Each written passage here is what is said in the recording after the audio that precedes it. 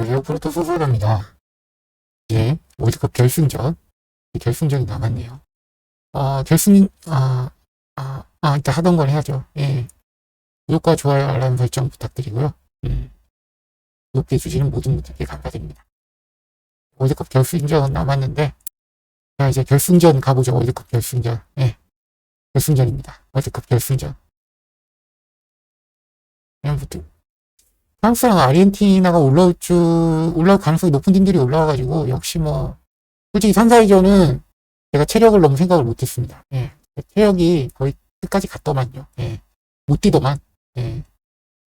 체력을 좀 더 가중치를 두고 분석을 했으면 적중률이 높았을 건데, 체력을 너무 가중치를 안 두고 분석을 해가지고, 그렇게 된 것 같습니다. 3, 4위가 아니라, 4강전 분석 실패는 사과드리고, 자, 예. 우선, 3, 4위전부터 해볼까요? 3, 4위전은요, 3, 4위전은 크게 할 필요 없어요. 예. 3, 4위전은 오버를 가는 게 제일 좋습니다. 승패를 떠나서. 어디가 이길지는 모르겠는데, 오버를 가는 게 제일 좋아요. 왜냐면, 역대 3, 4위전에서요, 언더가 나온 게 딱 4번이에요. 예, 딱 4번인데, 직전 한 번 빼고는 전부 74년 이전에, 1974년 이전에, 40년 전이죠. 40년 전에, 이전에 나왔던 거고, 이런, 이제 모로코라든가, 예, 크로아티아 이런 팀이 올라오면, 예, 3, 4위전에서, 5점이 나올 가능성이 높습니다. 예, 그래가지고, 언더보다는 오버가 좋고요. 예, 오버가 좋고, 요건 그래, 요까지 하고요. 예, 그렇게 오버가 나올 가능성이 높다는 거를 미리 알려드리고, 이제, 아르헨티나랑 프랑스 결승전을 분석을 해야죠. 예. 역대 전적을 보면요. 역대 전적을 보면,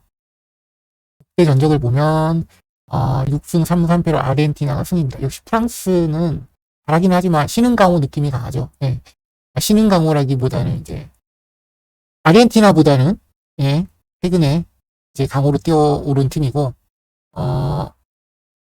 러시아 월드컵에서 두 팀이 만났을 때는 프랑스가 4대3으로 이겼습니다. 예. 그 얘기를 좀 해보면요. 러시아 월드컵 이야기를 좀 해보면, 그때 경기를 많은 분들이 보셨을 거예요. 예, 러시아 월드컵의 우승국이 프랑스죠. 예. 그러니까 프랑스는, 제가 개인적으로 생각하기에는 지금의 프랑스보다 러시아 월드컵 때 프랑스가 훨씬 강했습니다. 예. 그래가지고, 그때만큼의 폼은 아니라고 생각해요, 프랑스가. 개인적인 생각입니다, 개인적인. 예. 폼은 아니라고 생각하는데, 그래도 무시 못하는 게, 일단, 은바페가, 저는 개인적으로 은바페를 보면서 마라도나를 생각하거든요? 메시가 아닌? 은바페가 좀 그런 느낌이 나요. 마라도나가, 이게, 몸에 빵이 아주 좋은, 키는 작지만 몸에 빵이 아주 좋은 선수였어요. 그러니까, 가슴과 등 근육이 그냥 두텁해가지고, 몸이 앞뒤로 빵이 좋죠. 빵이 좋다 그러는데, 빵이 좋아가지고, 몸싸움에서 밀리지가 않습니다. 예, 키는 작지만, 아주 단단하죠. 예. 은바페가 그런 느낌이에요. 그런 느낌이라 가지고, 그런 느낌으로 단독 드리블을 해가지고, 그냥 상대 수비진을 뚫고 들어가는 그런 능력이 뛰어난데, 역습에서. 저는 그래가지고, 은바페를 보면서 마라도나를 많이 생각했습니다. 아르헨티나 분들이 들으시면 화날 일일지는 모르겠지만, 예. 그래가지고, 이 역습을 어떻게 제어할 것인가가 중요한데, 왜 자꾸 세지? 그래가지고 러시아 월드컵 16강전에서 프랑스랑 만났던 경기를 생각해보면요. 그때 4대3이었어요. 4대3이었고, 처음에는 이제 은바페의 역습할 때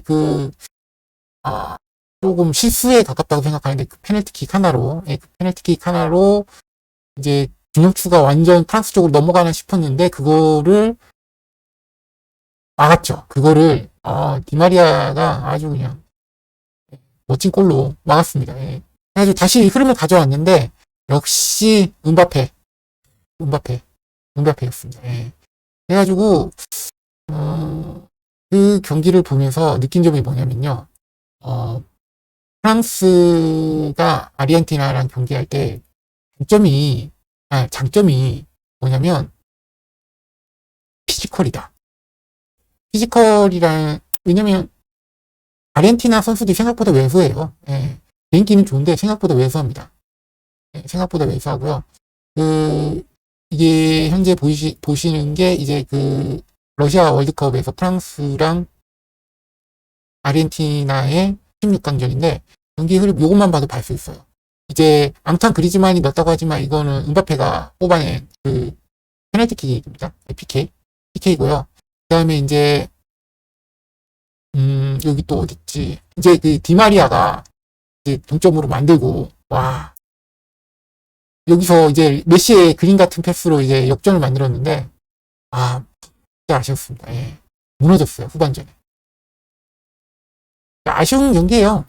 예. 그래가지고 이때의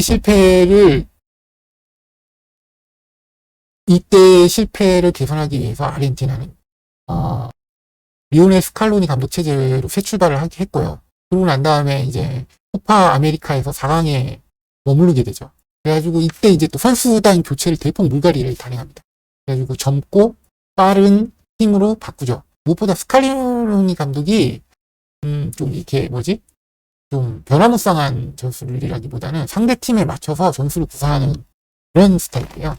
그래서 그게 강점이죠. 물론 그건 좀 사우디아라비아전에서 그런 자신의 명성에 먹칠을 한 건 사실이지만 그때는 너무 사우디를 만만하게 봤어. 네, 사우디를 만만하게 봤고요.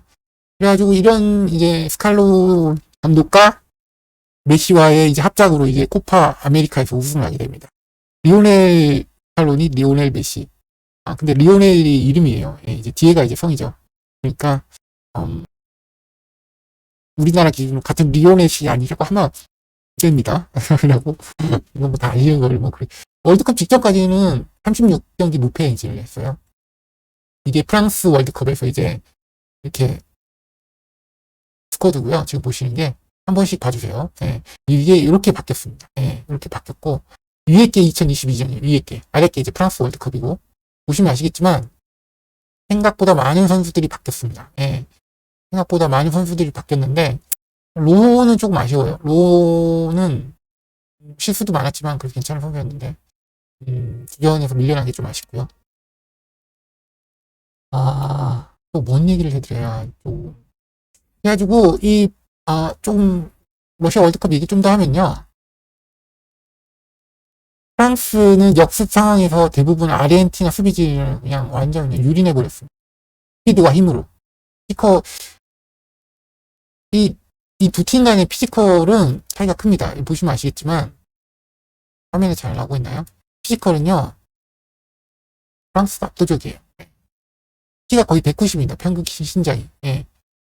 180밖에 안 되죠. 아르헨티나는. 이런 면에서 이게 프랑스의 힘이에요. 솔직히 프랑스 팀이라기보다 아프리카, 남미, 아프리카 연합이라고 보는 게 더 맞죠. 아프리카 프랑스 연합. 네, 북아프리카 프랑스 연합이라고 보는 게 더 많은데. 그래가지고 이 두 팀의 경기를, 조금 더 살펴보면요.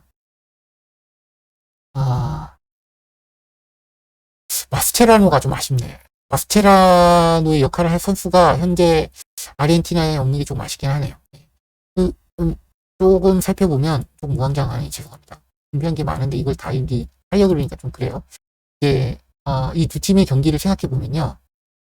저는 일단 우리가 이제 착각할 만한 걸 생각해 봐요. 음바페에서 시작되는 역습 속도로 과연 아르헨티나가 막을 수 있을까? 저는 여기 솔직히 조금 의문이 들거든요. 그럼 아르헨티나는 수비에서 밀린다고 생각하면 되는데 아르헨티나는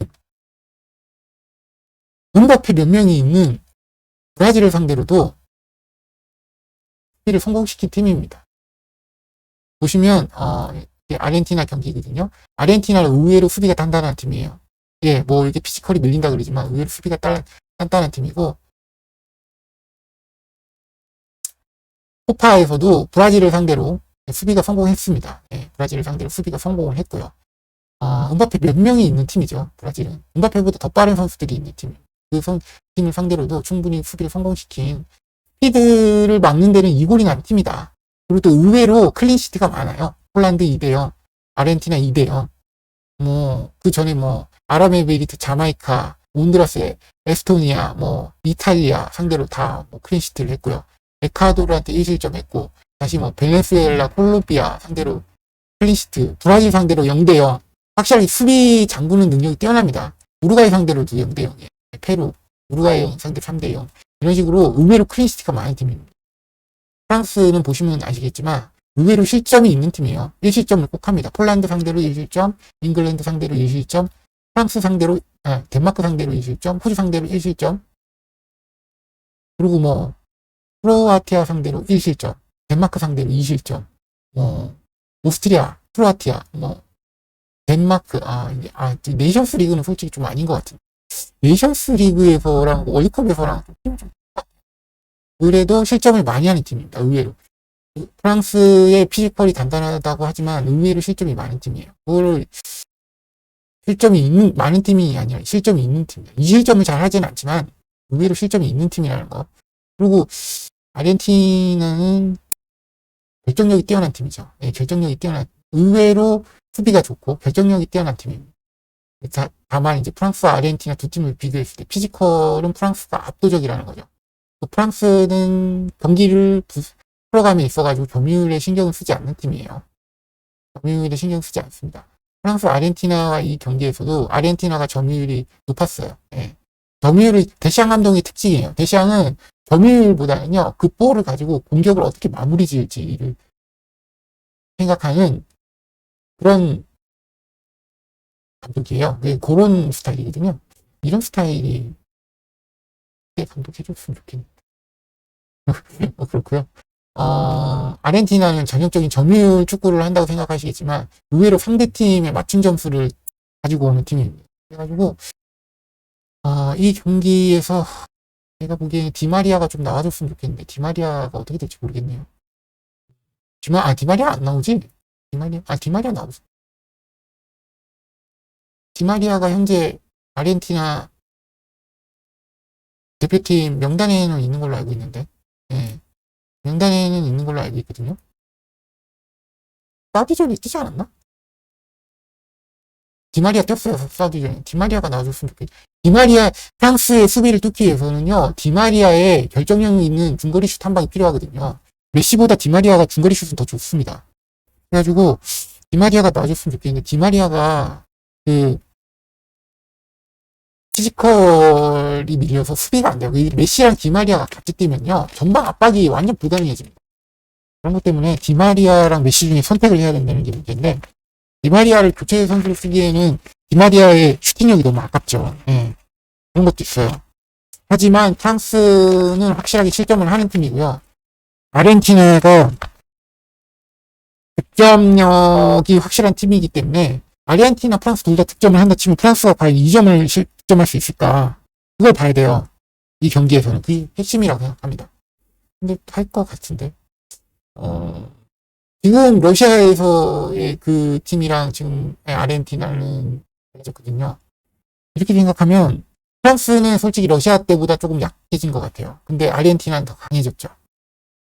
그래가지고 이런 거 보면 뒤에 이거에 대한, 이 경기에 대한 이 결과를 예측하면 전부 다 프랑스 사이드로 보시던데 저는 아르헨티나 사이드로 보는 게 맞지 않나 싶어요. 네, 아르헨티나가 훨씬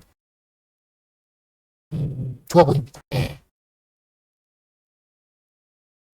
갑자기 급결론. 네. 둘 다 실점이 있을 것 같은데 둘 다 실점이 있으면 득점력은 아르헨티나보다 프랑스가 좋아 보이지만 이 월드컵에서는 좋아 보이지만 아르헨티나가 3백을 들고 나올 수도 있거든요. 아르헨티나가 3백을 들고 나온다는 거는 한 방을 노리겠다는 거고, 한 방을 노리겠다는 게 아니라 경기를 주도해 나가겠다는 거고, 과연 그 경기를 주도해 나갈 때 음바페를 제어할 수 있을까라는 의문이 들긴 합니다. 이런 의문 때문에 사람들은 프랑스를 많이 선택하는데 개인적으로 프랑스 수비가 까지 믿음이 가지는 않거든요. 저는 볼란치부터 수비 부분이 믿음이 가지 않기 때문에 오히려 뭐 2골을 먹고 3골을 넣는다는 느낌으로 아르헨티나의 힘을 보는 게 좋지 않을까 싶네요. 예. 사실 90분으로 이 두 팀의 경기의 승부를 가리기는 쉽지 않을 것 같아요. 결승전이고 아르헨티나가 잠그는 경기를 할 줄 알거든요. 아르헨티나 잠그는 능력이 뛰어납니다. 왜냐면 브라질을 상대로도 충분히 보여줬고요. 이 능력이 뛰어나기 때문에 이 경기에서 승부를 보자면 저는 아르헨티나 쪽이 이길 것 같다는 생각이 드는데 아르헨티나 핸디슨 보면 안전할 것 같기도 하고 역시 결승전이라서 이게 진짜 거의 뭐 51대 49 이런 느낌이라 가지고 뭐 자기 감에 맞는 대로 가는 게 아닌데 의외로 프랑스가 실점이 많은 팀이라는 거, 의외로 아르헨티나 실점이 적은 팀이라는 거, 아르헨티나 수비진이 과연 프랑스의 역습, 그러니까 음바페로 시작되는 역습의 속도를 감당할 수 있을 것인가. 그거를 제어할 수 있다면 저는 이 경기는 아르헨티나가 확실하게 우위를 점할 거라고 생각하거든요. 그래가지고 그 부분이 저도 좀 그래요. 예, 그래가지고 그런데 그래도 스피드는 충분하니까 아르헨티나도 스피드는 좀 피지컬이 딸리는데 스피드라도 땡겨야죠. 예, 그렇게 생각합니다. 너무 길어졌네. 예, 여기까지 하고요. 저는 아르헨티나 승을 봅니다. 예, 아르헨티나 승을 보는데 무승부도 90분 안에 경기를 끝내기는 조금 힘들 것 같다는 생각이 들긴 하고 그래도 아르헨티나가 브라질을 상대로 했던 경기를 생각하면 아르헨티나가 훨씬 나을 것 같아요. 이렇게 생각합니다. 음바페의 속도를 잡을 수 있을 것 같다는 생각이 듭니다. 네, 이렇게 생각하고요. 네, 이제 월드컵 요 경기도 마지막에 월드컵 끝났고 아마 승무패가 될 거예요. 승무패가 할 건데 승무패가 나옵니다. 예, 다음 승무패가 나옵니다. 승무패가 요 경기들로 승무패가 나올 것 같아요. 요 경기들로. 예, 지금 표시해 놓은 경기들이 들어갈 것 같긴 한데, 모르겠습니다. 예, 승무패 하면 요 경기들로 할 것 같아요. 사실, 보머스가 지금, 요 승무패 분석할 때 이야기해드리긴 하겠지만, 보머스가 미국 기업가한테 넘어갔습니다. 예, 보머스가 인수됐고요. 맨유 이야기 많이 나오죠. 네, 그런 이야기도 있고 이제 이야기거리가 많아요. 월드컵 기간 동안에 쌓여있는 이야기거리가 많은데 이런 것도 해드리도록 하겠습니다. 월드컵 본다고 수고하셨고요. 네, 이제 월드컵 이제 끝났고 이제 월드컵은 이제 끝났고 이제 다시 우리는 이제 승패를 하러 가야죠. 이제 EPL을 보러 가도록 하겠습니다. 네. 들어주셔서 월드컵 기간 동안 들어주셔서 감사하고 진짜 여러 가지 일들이 있었고 즐거운 4년 만에 맞는 즐거운 월드컵이었습니다. 여러분들도 그렇게 생각하시나요? 네. 이제 월드컵 끝났고 일상으로 돌아갔다가 승패를 찾아뵙겠습니다. 즐거운 연말 되시기 바랍니다. 들어주셔서 감사합니다. 프로토스사다였습니다.